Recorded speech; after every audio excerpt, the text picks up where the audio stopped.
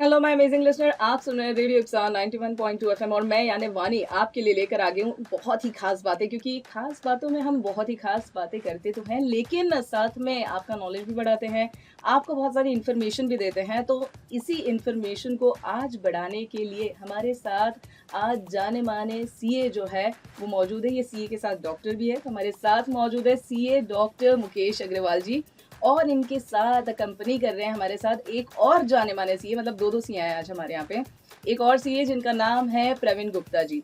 तो CA Praveen Gupta ji, I am so sorry, क्योंकि जब सीए आप इतनी पढ़ाई कर लेते हो उसके बाद सीए नहीं लगाते तो बहुत बुरा सा लगता है। तो प्रवीण जी, मुकेश जी, आप दोनों का बहुत बहुत स्वागत है रेडियो इप्सा 91.2 एफएम पर। कैसा लग रहा है आपको यहाँ पे? बहुत अच्छा लग रहा है। तो जैसे मुकेश जी आपसे हम शुरू करते हैं। मैं आपको सीए मुकेश जी बोलूँ या Mukesh ji will be okay? तो मुकेश जी, जैसा कि आपको 2 डिकेड प्लस का एक्सपीरियंस है, आप पिछले विगत 22-23 वर्षों से इस पर्टिकुलर इंडस्ट्री में काम कर रहे हैं और इतने सारे चेंजेस जो हैं वो आपने देखे हैं। तो कैसी रही है आपकी जर्नी, कहाँ से शुरुआत हुई और कैसे इस पर्टिकुलर सीए वाले इसमें जो है आपने एंटर किया? गुना जिले के एक छोटे से गांव से मधुसूदनगढ़ से मैं ब्यावरा आके 11-12 स्टडी किया। अच्छा। सब्जेक्ट लिया कॉमर्स। एक समय बाद ये लगा कि कॉमर्स लेके क्या बनेंगे, आगे क्या स्कोप है। तो मेरे गुरु थे श्री पवार सर, उन्होंने कहा यार बेटा सीए होता है, अब वो कहाँ से होता है कैसे होता है वो तू पता कर। अच्छा। और वो एक बात लेके हम इंदौर आ गए। इंदौर में बीकॉम किया, बीकॉम के बाद सीए ज्वाइन किया। और सीए में हालांकि बहुत मुश्किलें आई कि एक छोटे से गांव से आए थे जी। इंग्लिश बहुत अच्छी नहीं थी, क्लासेज बहुत अच्छी उपलब्ध नहीं थी, पहले मटेरियल इतना उपलब्ध नहीं था। तो हम दोस्तों से लेके या इंग्लिश को हिंदी में कन्वर्ट करके पढ़ते थे और फिर देखते देखते हमारा सीए होते गया। और एक दिन हमने वो कर दिखाया कि हम अपने गांव के पहले सीए बने। अरे वाह, क्या बात है, सो प्राउड मोमेंट। तो प्रवीण जी, आपने कैसे शुरुआत करी थी, कैसे इस पर्टिकुलर इसमें आने का थॉट प्रोसेस आया था? आपको भी 1 डिकेड से ज़्यादा हो गया है इस पर्टिकुलर सीए वाले प्रोफेशन में, तो एक नोबल प्रोफेशन है खैर ये। तो कैसे शुरुआत हुई आपसे? बेसिकली बचपन से एक सपना था सीए बनने का। अच्छा, बचपन से ही सोच लिया था? तो मतलब लाइक और करते करते तकलीफें भी बहुत सारी आई जी, बट शायद डिटर्मिनेशन था कि बनना है तो बनना है, तो ओके, चीज़ें अपने आप होती गई। और ग्रेट, दैट्स ग्रेट। तो भाई दो सीए हैं आज हमारे साथ और बहुत सारी बातें आपको बताने वाले हैं, बहुत सारी इन्फॉर्मेशन आपको एनरिच करने वाले हैं। लेकिन फिलहाल एक छोटा सा ब्रेक ले लेते हैं। ब्रेक के उस पार लौटेंगे और करेंगे और भी ढेर सारी बातें। तब तक के लिए आप बने रहिए रेडियो इप्सा 91.2 एफएम पर मेरे यानी वानी के साथ, और शो चल रहा है खास बात।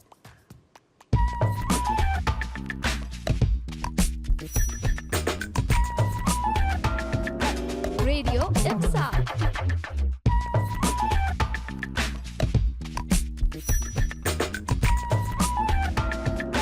रेडियो इप्सा।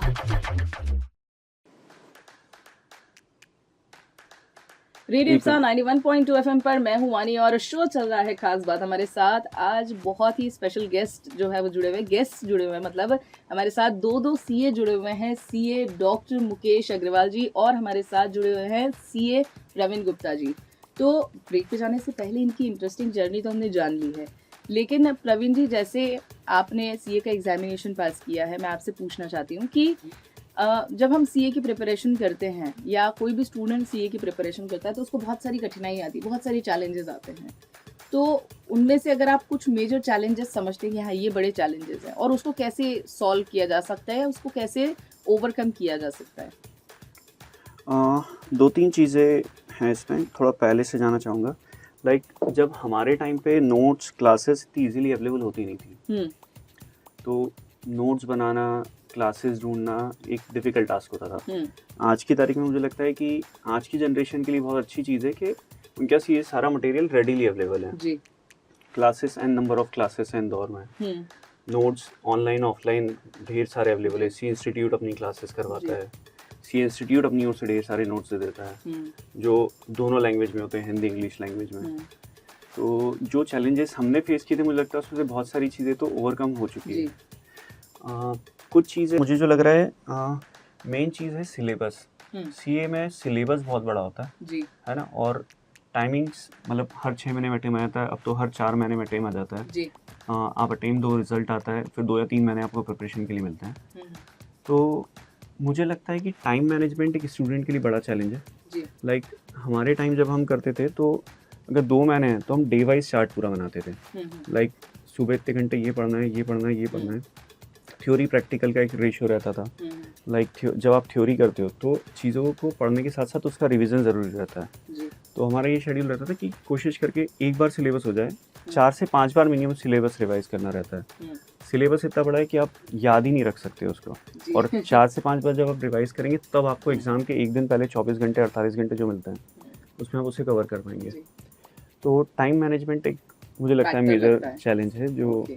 स्टूडेंट को मेंटेन करके चलना ओके। चाहिए। मैं इसमें एक बात ऐड करना चाहूँगा जी, स्टूडेंट्स मुकेश। के लिए कि अभी हमारे टाइम पे जो रिजल्ट 2 to 3% हुआ करता था, अभी 20 to 25% Yes, रिजल्ट आ रहा yes, that है। has इंडस्ट्री में changed. डिमांड बहुत है।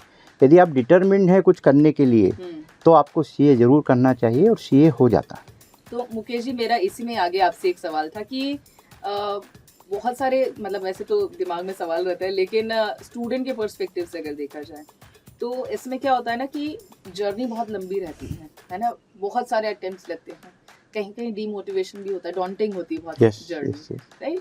तो इस जर्नी में कैसे अपने आप को एक सेल्फ मोटिवेशन जो है उसके लिए क्या करना चाहिए, आपसे थोड़ा सा गाइडेंस yes. चाहते हैं। मेरे पास कई पेरेंट्स कई स्टूडेंट्स आते हैं कि सर मैं सीए कर रहा हूँ, मेरा इतना हो गया, आगे कैसे करूँ, मैं नहीं कर पा रहा हूँ। तो मेरा उनका एक ही सजेशन रहता है कि आप यदि डिटर्मिन्ड हैं, यदि आपके पास कोई दूसरा ऑप्शन नहीं है, समटाइम स्टूडेंट क्या 2 ऑप्शन लेके चलते हैं, जी हो गया तो ठीक, नहीं तो ये कर लेंगे। हाँ तो ये ऑप्शन का काम। यदि आपने सोच लिया मुझे सीए करना है और सीए करना है तो सीए होगा, ये तय है। जी हमारा कोर्स इस तरह का नहीं है कि लाइक नीट की एग्ज़ाम क्लियर कर ली तो डॉक्टर तो बन ही जाएंगे। हाँ हमें यहाँ लास्ट अटेम्प्ट तक मेहनत करनी है। यस। यदि हमारा लास्ट अटेम्प्ट रह गया तो हम सीए नहीं हैं। तो लास्ट अटेम्प्ट तक उतनी ही मेहनत करनी है। तो टाइम मैनेजमेंट इसमें मुख्य भूमिका निभाता है, जी। और आपकी रीडिंग और राइटिंग हैबिट ये आप सुधारिए, सीए अवश्य होगा। जी जी प्रवीण जी, आप कुछ हाँ। कहना चाहते हैं? लाइक एक शेर है कुछ, मंजिलें मिल जाएगी भटकते भटकते, गुमराह तो वो है जो घर से निकले नहीं। क्या बात जब आपको बहुत सारे टीम्स हो जाते हैं हम्म, तो आपको अंदर से भी लगने लगता है बुरा, बाहर वाली बोलने लगते हैं कितना टाइम हो गया, छोड़ के एमबीए करके जॉब सेट करके सेटल हो जाओ, सब चीज़ें कर लो। सही है। तो उस टाइम मेरे मन में आता था कि यार जिस चीज़ के लिए घर से निकले हैं ना हम्म, वहाँ पहुँचना ज़रूरी है। जी, तो ये तो डिटर्मिनेशन मतलब कह Yes. सकते हैं इसको ओवरऑल। ठीक है, तो भाई डिटरमाइन होना सबसे इम्पोर्टेंट चीज़ है, जैसा कि हमें सीए डॉक्टर मुकेश अग्रवाल जी ने भी बताया, प्रवीण जी ने भी बताया कि टाइम मैनेजमेंट बहुत ज़्यादा इम्पोर्टेंट है।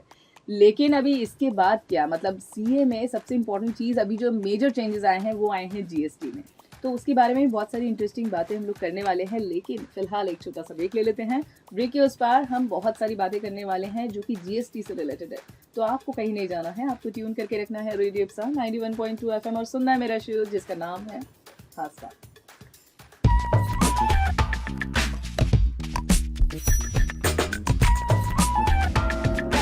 Radio Ipsa.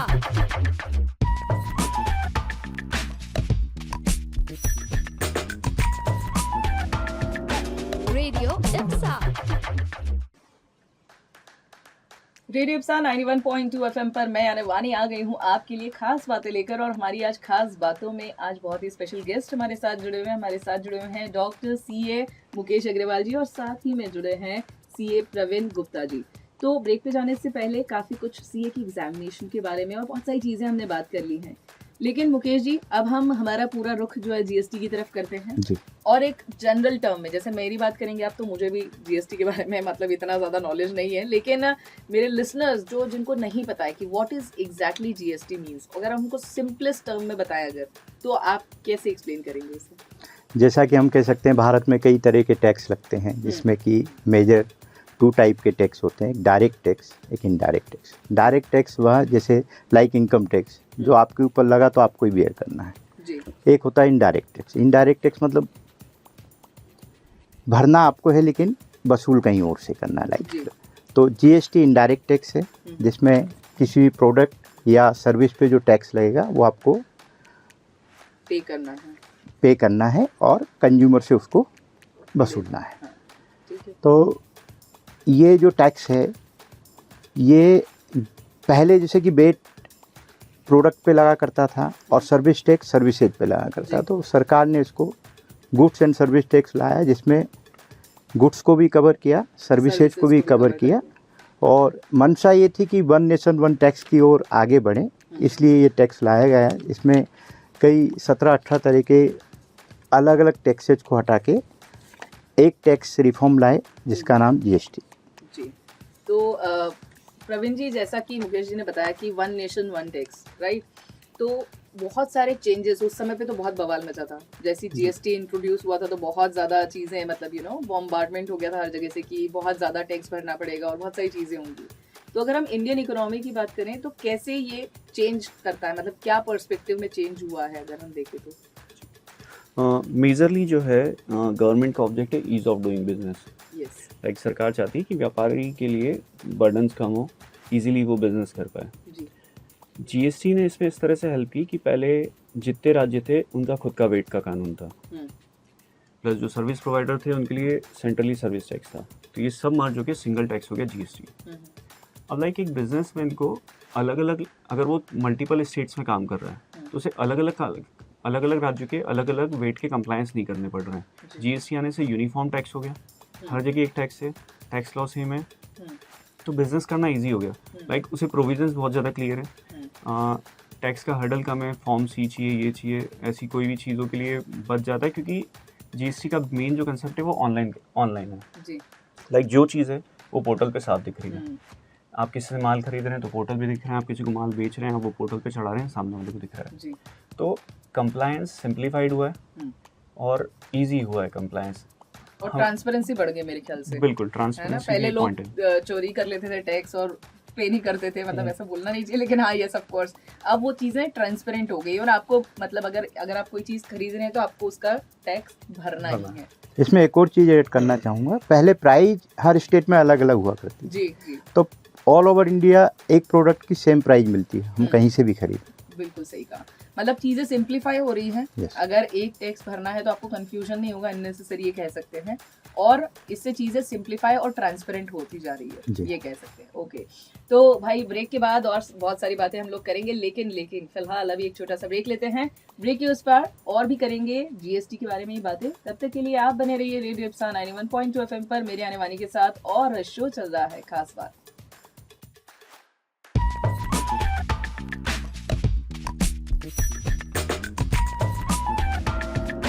Radio Ipsa.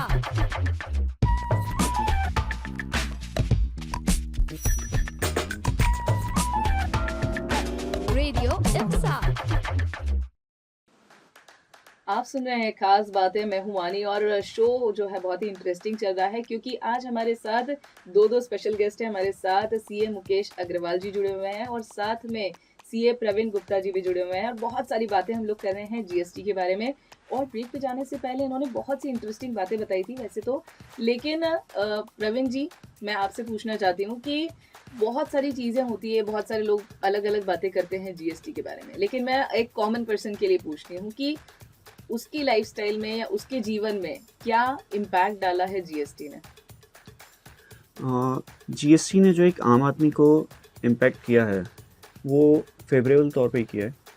कारण ये कि इसे थोड़ा सा पीछे से जाना चाहूँगा मैं। लाइक किसी भी देश में जब जीएसटी आता है तो उस टाइम रेट्स हायर रहते हैं, क्योंकि कास्केडिंग इफेक्ट काफ़ी ख़त्म हो चुका रहता है। कास्केडिंग इफेक्ट का मतलब होता है tax on tax. Okay, like पहले वेट एक अलग टैक्स चलता है, वेट की क्रेडिट आप वेट पे ले सकते थे, सर्विस टैक्स अलग चलता था, सर्विस टैक्स की क्रेडिट आप सर्विस में ले सकते थे। जीएसटी आने के बाद आप कुछ भी मटेरियल यूज़ करो, सिवाय एक रिस्ट्रिक्शन लिस्ट है उसके अलावा आपको सबकी इनपुट मिल जाती है। ओके, तो बिजनेसमैन के ऊपर बिजनेसमैन का टैक्स का बर्डन कम होता है, तो वो भी आगे चीज़ें कम रेट पे सप्लाई कर पाता है। ओके, तो जब बिजनेस पर एक नॉर्मल आदमी के लिए पूछ रही हूँ, मतलब जैसे मैं मेरी बात कर रही हूँ अगर, तो अगर बिजनेसमैन की कॉस्ट कम होती है तो कहीं ना कहीं वो प्रोडक्ट आगे कम रेट में पहुंचाने की कोशिश करता है, क्योंकि एक कॉम्पिटिटिव मार्केट है हमारा इंडिया का। यहाँ पे ढेर सारी कंपनीज है और मार्केट बड़ा है, कॉम्पिटिशंस काफ़ी ज़्यादा है। तो अगर बिजनेसमैन का कहीं फ़ायदा होता रहता है तो कहीं ना कहीं कोशिश करता है कि आम आदमी तक भी वो चीज़ें फ़ायदा जाएं। पहुंचाया जाए। ठीक है। और जीएसटी जब नया आता है, जो हमने बात शुरू की थी कि जीएसटी जब नया आता है तो टैक्स ज़्यादा रहते हैं, फिर जब इस्टेब्लिश हो जाता है तो धीरे धीरे रेट कम करते हैं। हमने देखा भी है, सरकार ने कई प्रोडक्ट को 18% से 12% में किया, 12% से उसके रेट घटा के 5% किया। जी हालांकि अभी टैक्स रेट इंडिया में जी अदर मुकेश। कंट्रीज के मुकाबले ज़्यादा हैं, बट हम उम्मीद करते हैं कि समय के साथ ये टैक्स रेट कम होंगे। तो ये पहले से बढ़े हुए रहते हैं, जैसे आप बता रहे थे अभी थोड़ी देर पहले चर्चा में कि कोई भी अगर टैक्स आता है तो वो पहले हायर उस पे रहता है, तो उस पे आप जीएसटी में उनको इनपुट देनी पड़ती ना। जैसे अब आप सर्विस प्रोवाइडर भले हो, लेकिन आपने कोई फर्नीचर भी खरीदा तो भी उसको आईटीसी मिल जाएगी आपकी। जी तो जो सरकार के पास टैक्स पहले खत्म हो जाता था, अब उसे सरकार को उसकी क्रेडिट देनी पड़ रही है। जी तो सरकार को इनिशियल रेट्स हायर रखने पड़ते हैं। जैसे जब सर्विस टैक्स था तो उसकी रेट 15% थी, जी लेकिन जैसी जीएसटी रिजीम में सर्विस टैक्स आया तो उसकी रेट सीधे 18% हो गई। ओके। तो इनिशियल डेज पे हाई रहते हैं, लेटर स्टेज पे सरकार ने कम करना धीरे धीरे शुरू किया है और हम उम्मीद करेंगे कि शायद आगे सरकार तो कम हुआ है वो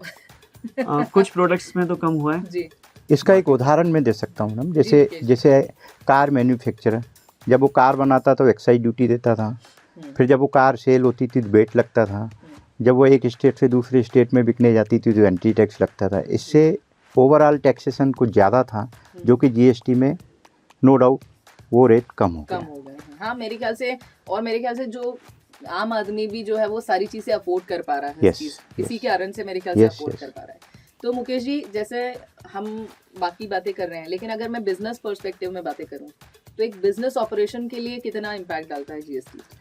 बिजनेस के लिए फ़ायदेमंद ऐसे है कि अभी एक जीएसटी नंबर लेके हम पूरे इंडिया में कहीं भी बिजनेस कर सकते हैं। जी पहले हमें अलग अलग स्टेट का वेट लेना पड़ता था, अलग अलग स्टेट में कंप्लायंस करने पड़ते थे। अब हम एक जगह बैठ के सारे कंप्लायंस एक जगह से कर सकते हैं। बिजनेस करना पहले से आसान हो गया। ओके, मतलब ये मेरे ख्याल से पॉजिटिव पॉजिटिव एस्पेक्ट, यस, उसमें बढ़ रहा है। यस। खैर जीएसटी जो है एक बहुत बड़ा टर्म है और उसे इतने कम शब्दों में एक्सप्लेन करना भी बहुत डिफिकल्ट है। हमारे साथ आज सीए मुकेश जी और उनके साथ सीए प्रवीण जी भी जुड़े हुए हैं, लेकिन अभी फिलहाल एक छोटा सा ब्रेक लेते हैं।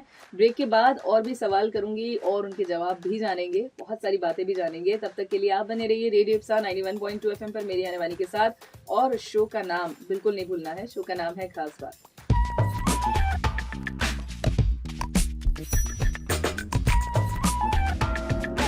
Radio IPSA.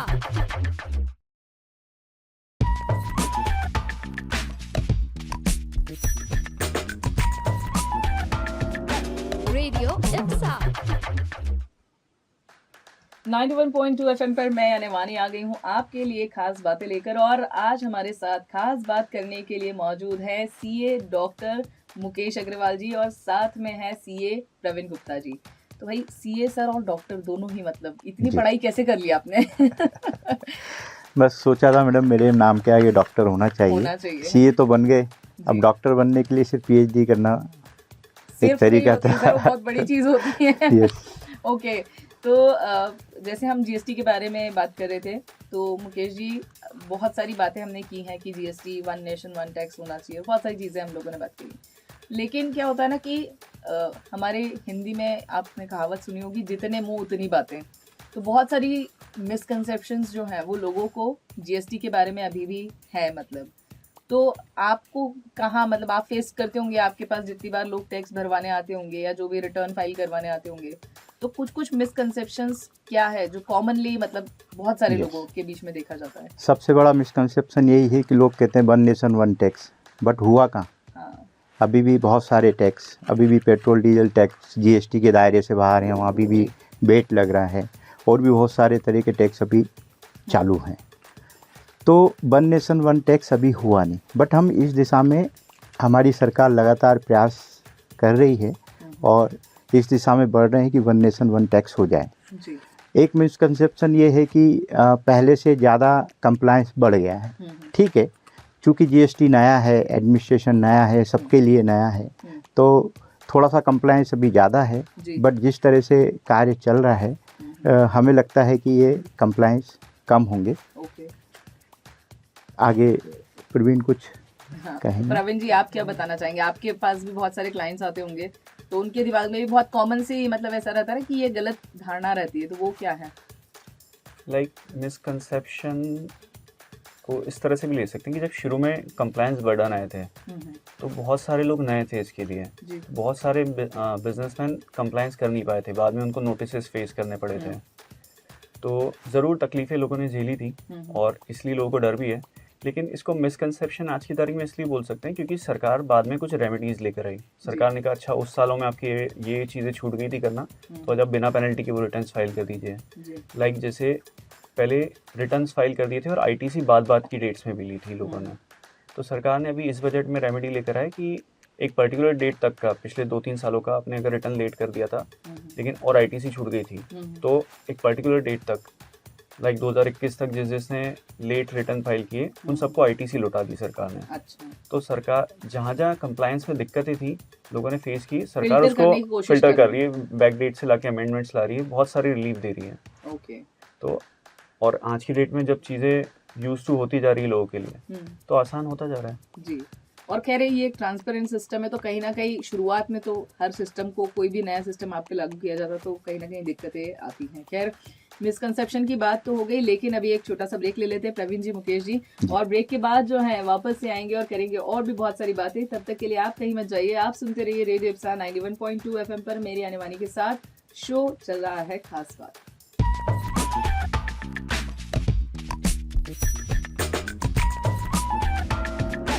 Radio IPSA.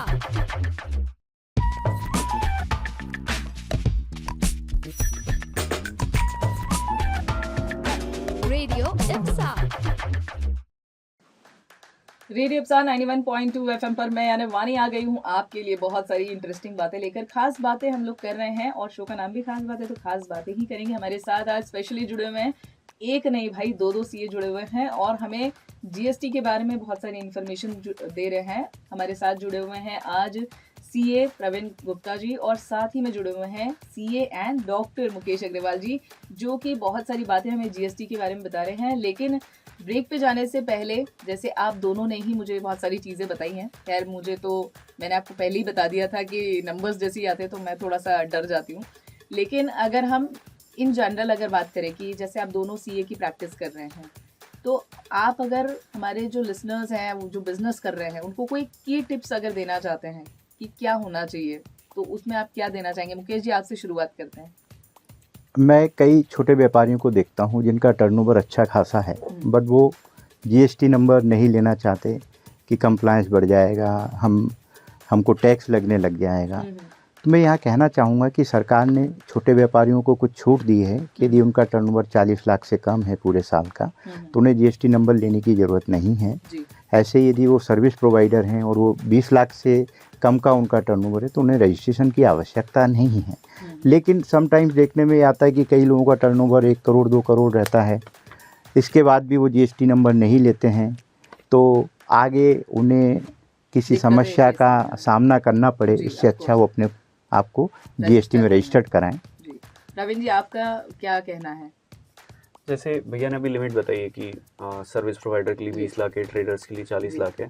वैसे ही अगर कोई व्यापारी 1.5 करोड़ से कम टर्नओवर वाला है, 5 करोड़ से कम टर्नओवर वाला है तो सरकार ने उनके लिए भी रियायतें दे रखी है। लाइक अगर कोई छोटा व्यापारी जिसने रजिस्ट्रेशन ले लिया तो उसे ज़रूरी नहीं कि मंथली रिटर्न फाइल करें, वो क्वार्टरली रिटर्न भी फाइल कर सकता है ताकि उसको हर महीने इतने सारे कंप्लायंस नहीं करने पड़े।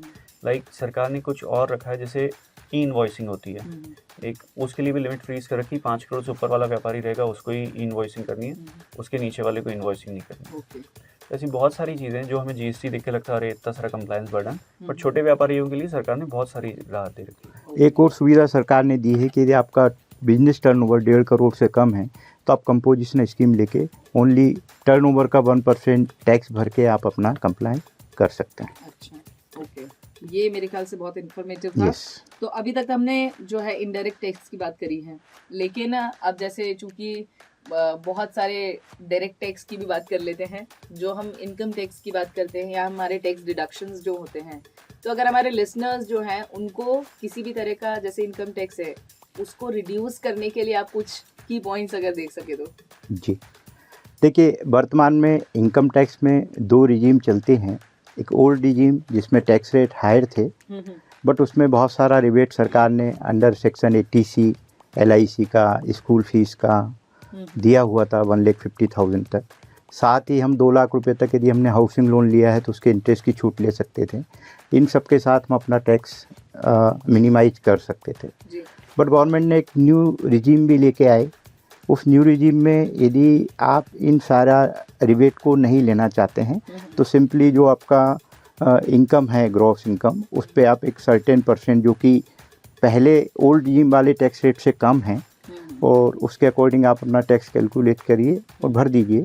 तो यदि आपके पास हाउसिंग लोन नहीं है, यदि आपके पास एटीसी की रिबेट नहीं है तो नो डाउट आपको न्यू रिजीम में टैक्स रिटर्न फाइल करना चाहिए, वहाँ मिनिमम रेट्स हैं। ओके। और प्रवीण जी, आप क्या बताना चाहेंगे, कुछ की पॉइंट्स हमारे लिसनर्स के लिए? देखिए, न्यू रिजीम आने के बाद ओल्ड रिजीम का रिलेवेंस लगातार कम होते जा रहा है, जिसमें हमें डिडक्शंस मिलती थी। जी। बट अगर फिर भी कोई ऐसा व्यक्ति जिसने ढेर सारा, जिसका इन्वेस्टमेंट पोर्टफोलियो कंप्लीट है, लाइक उसने एटीसी जिसमें हम एलआईसी लेते हैं, बच्चों की स्कूल फीस लेते हैं जी। और हमारे दूसरे इंश्योरेंस लेते हैं, प्लस एटीडी वाला सेक्शन है जिसमें हम मेडिक्लेम लेते हैं, जी। अगर और हाउसिंग लोन वाला है, अगर उसने सारे इन्वेस्टमेंट्स कर रखे हैं तो ही उसके लिए ओल्ड रिजीम बेनिफिशियल रहती है। ओल्ड रिजीम में कुछ डिडक्शंस में 1-2 चीज़ों को हाईलाइट करना चाहूँगा। जैसे एटीसी वाली डिडक्शंस है, तो एटीसी में जो बच्चों का स्कूल या कॉलेज रहता है, केवल उस फीस की डिडक्शन मिलती है। कोचिंग में जो आपने पैसा जमा किया रहता है उसकी छूट नहीं मिलती। ओके। एटीडी में एक सेक्शन है, उसमें सरकार ने बोल रखा है मेडिकल प्रीमियम की तो छूट ले लो आप। इसके अलावा अगर आपने मेडिकल चेकअप कराया है तो उसकी भी आप 5,000 रुपये तक की डिडक्शन ले लेते हैं। ओके। इसके अलावा अगर आपके पेरेंट्स हैं, सीनियर सिटीज़न है, उनका इलाज करवाया और बैंकिंग मोड से खर्चा किया है तो आप 50,000 तक अपने सीनियर सिटीज़न पेरेंट्स की खर्चे की भी छूट ले सकते हैं। अच्छा, अरे वाह, दैट्स ग्रेट। तो भाई समटाइम्स देखने में आता है मैडम, ये ओल्ड रिजीम में जो मैक्सिमम देखा जाता था, कुछ लोग अपना टैक्स कम करने के चक्कर में कुछ फर्जी डिडक्शन ले लिया करते थे, लाइक एटीसी में बढ़ा के ले लिया या पॉलिटिकल पार्टी का डोनेशन या सर्टेन ट्रस्ट को डोनेशन देके। तो कई मामलों में पकड़ में आया बाद में कि उन्होंने फर्जी रिसिप्ट से डोनेशन देकर छूट ली है। तो इस तरह के कार्यों से बचा जाना चाहिए, क्योंकि यदि वो पकड़ में आता है तो कॉम्प्लिकेशन बहुत हैवी है। 99% तक आपको टैक्स पे करना पड़ सकता है। Oh my God. तो अच्छा रहेगा जो अपने टैक्स एक्सपर्ट, वार्निंग की तरह दे सकते हैं हमारे लिसनर्स को। ज़्यादा अच्छा रहेगा जो अपने टैक्स एक्सपर्ट, सीए या टैक्स कंसल्टेंट से सलाह लेके अपना रिटर्न फाइल करें। बिल्कुल सही कहा। और अगर डायरेक्टली कहा जाए तो किसी सीए से सलाह लेनी लीजिए। ओके। तो खैर, अभी बहुत सारी बातें हो गई है, लेकिन अभी बहुत सारी बातें बची हुई है। लेकिन फिलहाल एक छोटा सा ब्रेक लेते हैं। ब्रेक के उस पार और भी बातें करेंगे। हमारे साथ आज खास तौर पे जुड़े हुए हैं सीए मुकेश अग्रवाल जी और सीए प्रवीण गुप्ता जी। तब तक के लिए बने रहिए रेडियो इप्सा 91.2 FM पर मेरी आने वाली के साथ। शो का नाम बिल्कुल नहीं भूलना है, शो का नाम है खास बात।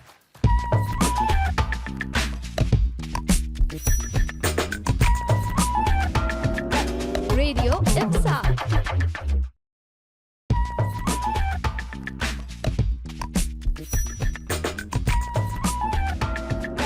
Radio IPSA. Radio IPSA 91.2 FM पर मैं हूँ वानी। शो चल रहा है खास बात और हमारे साथ खास बात करने के लिए दो खास पर्सनालिटी हमारे साथ मौजूद है आज रेडियो इप्सा पे। सीए मुकेश अग्रवाल जी और साथ में सीए डॉक्टर मुकेश अग्रवाल जी, और उसी के साथ हमारे साथ जुड़े हुए हैं सीए प्रवीण जी। और हमें बहुत सारी बातें बता रहे हैं। ब्रेक पे जाने से पहले इन्होंने हमें ये भी टिप्स दिए कि भाई आप अपना इनकम टैक्स जो है डिडक्शन कैसे कम कर सकते हैं, और भी बहुत सारे टिप्स दिए हैं।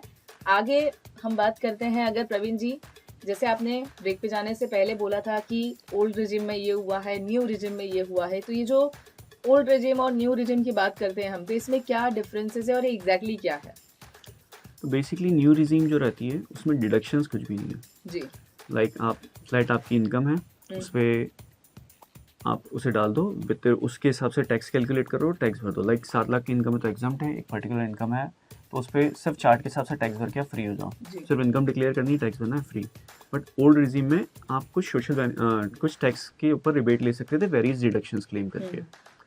लाइक मैं इस पर एक थोड़ी सी चीज़ ऐड करना ये चाहूँगा कि ओल्ड रिजीम मुझे बेहतर लगती है सोशल एंगल से।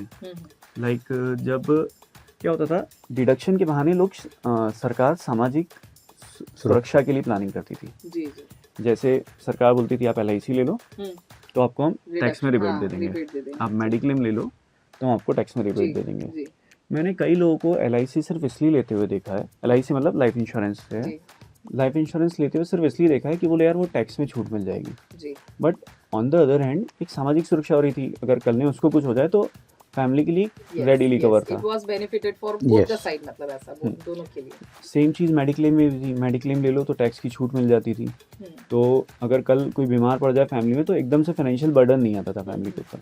बट सरकार ने जो अभी किया है कि बिना डिडक्शन वाले इसमें जाओगे तो कम टैक्स लगेगा, डिडक्शन लोगे तो ज़्यादा टैक्स लगेगा। जी, जी, लाइक फॉरेन कंट्रीज़ के में एक सामाजिक सुरक्षा चीज़ होती है कि अगर आप बोल दो कि मेरे पास रोज़गार नहीं तो एक बेरोज़गारी भत्ता चालू हो जाता है। अगर आपको कुछ हो जाए तो सरकार आपका सारा खर्चा उठा लेती है। हमारे देश में ऐसा बहुत ज़्यादा कुछ है नहीं। एक 330 रुपये वाली स्कीम ज़रूर आई है कि जिसमें अगर किसी की डेथ हो जाए तो 2 लाख रुपए तक का कवर मिलता है, बट इसके अलावा बहुत बड़ी चीज़ है नहीं। तो सरकार ने एक तरह से, एक सरकार का स्टूल था जिसमें सरकार ज़बरदस्ती इन्वेस्टमेंट करवा लेती थी या बेनिफिट दे के टैक्स के लालच में इन्वेस्टमेंट करवा लेती थी, जी, और आदमी कहीं ना कहीं एक सामाजिक सुरक्षा की ओर चले जाता था। जी, बट नई रिजीम में वैसा कुछ है नहीं। नई रिजीम के चक्कर में आदमी इंश्योरेंस लेना भी बंद कर रहा है। तो मुझे लगता है कि सरकार को ओल्ड रिजीम पे भी थोड़ा सा ध्यान देना काम चाहिए करना चाहिए। और वहाँ पे डिडक्शंस की स्लैब बढ़ानी चाहिए, उसको एक पैरेलल लाना चाहिए ताकि सामाजिक सुरक्षा की भावना जिंदा रहे। या फिर मैं कहूँ कि न्यू रिजिम में ही सरकार को कुछ इस तरह के रिबेट्स ला देना चाहिए। रिबेट्स हाँ, लाने बिल्कुल सही। चाहिए कि आदमी की जो सेविंग करने की जो हैबिट थी वो बनी रहे, क्योंकि हमारा बचाया हुआ पैसा किसी भी रूप में, वो भले LIC में हो या अन्य NSC और किसान विकास पत्र जिसमें वो इन्वेस्ट किया करता था, वो पैसा हमारी ही किसी बुरी परिस्थिति में काम आता था। इसलिए इस तरह की सरकार से एक निवेदन हमारा रहेगा कि नई रिजिम में इस तरह के सेविंग हैबिट्स को बढ़ाए। ओके, तो लास्ट में आपका हमारे लिसनर्स के लिए, मुकेश जी आपका क्या मैसेज है और प्रवीण जी आपका क्या मैसेज है? मुकेश जी आपसे शुरू करते हैं। देखिए, हम AI के ज़माने में जी रहे हैं। हम कहाँ जाते हैं, क्या करते हैं, हम कितना पैसा कमा रहे हैं, कितना खर्च कर रहे हैं, ये सब सरकार को याद है। तो मैं तो सजेशन ये देना चाहूँगा कि भरो टैक्स, करो रिलैक्स, अपनी जो मैक्सिमम आय है उसे शो करें और उस पर जो भी एक उचित टैक्स बनता है वो पे करें, ताकि भविष्य में आने वाली परेशानियों से आप बच मुक्त रहें। सकते हैं, बिल्कुल सही है। और आपका प्रवीण जी क्या मैसेज है? और हमारी फील्ड के यंग प्रोफेशनल्स और स्टूडेंट के लिए मेरा मैसेज है कि आपको 2-3 चीज़ों पे भविष्य के लिए काम करना पड़ेगा। एक तो आपको थोड़ा सा टेक्नो सेवी होना पड़ेगा, क्योंकि सरकार भी टेक्नोलॉजी पे आगे बढ़ती जा रही है, AI पे आगे बढ़ती जा रही है, तो आपको भी उसमें आगे बढ़ना पड़ेगा। साथ ही साथ कम्युनिकेशन स्किल्स और इन पे थोड़ा सा काम करना पड़ेगा। कम्युनिकेशन स्किल को दूसरी तरह से लें तो ड्राफ्टिंग स्किल्स पे काम करना पड़ेगा। लाइक आजकल, हाँ जी, क्योंकि आजकल क्या हो रहा है, सारी चीज़ें फेसलेस होती जा रही है। लाइक इनकम टैक्स की स्क्रूटनी फेसलेस हो रही है, कोर्ट के फैसले फेसलेस हो रहे हैं। कोर्ट में तो फिर भी 1 to 1 होता है, इनकम टैक्स में तो कौन सा अधिकारी आपको नोटिस भेज रहा है जब आपको पता ही नहीं है जी। आपको रिप्लाई ही प्रॉपर बना के भेजना है। तो आपकी जितनी ड्राफ्टिंग पे कंट्रोल होगी, जितनी ड्राफ्टिंग पकड़ होगी, वित्त आप अपने क्लाइंट को सेव कर पाएंगे। ओके, तो कम्युनिकेशन स्किल्स और टेक्नो सेवी, मुझे लग रहा है भविष्य में स्टूडेंट्स को इस पर फोकस करना ज़रूरी है। ओके, एक प्रश्न आपने मैडम किया था CA स्टूडेंट्स के लिए कि बहुत डाउटिंग और हाँ, तो जब मैं CA कर रहा था तो मुझे किसी ने कहा था, कौन कहता है आसमान में सुराख सुराख नहीं नहीं होता, होता कौन है। कहता है आसमान में सुराख नहीं होता, एक पत्थर तो तबीयत से उछाल हो जाए। यार, बिल्कुल सही कहा आपने, क्या बात है। तो बहुत ही प्यारा ये मतलब शेर है और मतलब बहुत मोटिवेटिंग भी है। Yes. और जितने भी लोग हमें सुन रहे हैं, मेरे ख्याल से आज आपको बहुत सारी चीज़ों के बारे में इंफॉर्मेशन तो मिली है, साथ में एक मोटिवेशन भी मिला है कि भाई एक बहुत ही नोबल प्रोफेशन है CA, और इसमें अगर आप एंटर करते हैं तो आपको बहुत सारा पढ़ना तो पड़ता ही है, लेकिन साथ ही में आप नेशन को भी सर्व करते हैं। सो thank you so much. Yes, एक और ख़ास बात मैं CA प्रोफेशन के बारे में बताना चाहूँगा, जो अभी मोदी जी ने भी अपने भाषण में कही थी। CA एकमात्र ऐसा प्रोफेशन है जिसकी सिग्नेचर की वैल्यू है। जी, बिल्कुल सही कहा आपने। खैर, so thank you so much Mukesh ji, आप यहाँ पर आए, आपने इतना समय दिया। Thank you so much Praveen ji, आप यहाँ पर आए और आपने इतनी अच्छी अच्छी इन्फॉर्मेटिव बातें करी और हमारे रेडियो इप्सा के सारे लिसनर्स को इतने ज़्यादा मतलब बहुत सारे की टिप्स भी दिए। सो thank you so much. Thank you. तो भाई इस तरह की और भी इंटरेस्टिंग बातें लेकर मैं आती रहूंगी, लेकिन उसके लिए आपको एक बहुत ही सिंपल सा काम करके रखना होगा। आपको ट्यून करके रखना होगा रेडियो इप्सा 91.2 FM और सुनना होगा मुझे यानी वानी को, और शो का नाम बिल्कुल भी नहीं भूलना है। शो का नाम है खास बात।